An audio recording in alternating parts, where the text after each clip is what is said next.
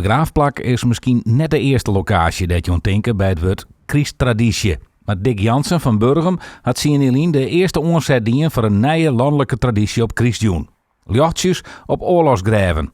Inspireren op een initiatief in Halten. Ik kwam hier te ween in Burgum en ik kom dus deze graven hier. En toen dacht ik van, ja, daar maakt nog een jochje bij. En weer 4 dagen van Christ. Toen dacht ik van, ja, we werden alleen nog hier en in Holten. Ik heb dat overal net doen. Dus ik ga een Facebook actie opzet. Ik denk, nou, 20, 30 man dat doggen. Klein geen 140 aanmeldings en dat gier van haal je terwijl je. Remco de Jong van Makkum wie in 2016 een van de eersten die het aanhekken bij de actie. De jongen is al sinds zijn jeugd dwaande met de verhaal uit de Tweede Wereldoorlog.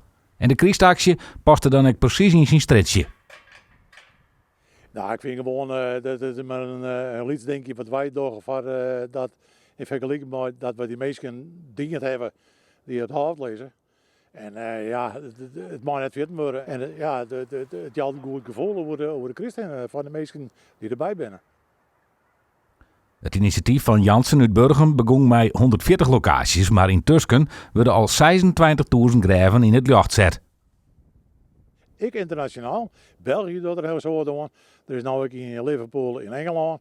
Periodien heb ik Frankrijk, Malta en Turkije. Ja, er wordt wel ontacht. En ik heb dit hier een parteerhand mee uit Brisbane, Australië. En die doet hem hier ik mee. Wat doet het mij, had je al die foto's naar Sjugger? Ja, ik ben wel wat grutsk. Ja, toch ben ik wel wat. Ja, bekijk.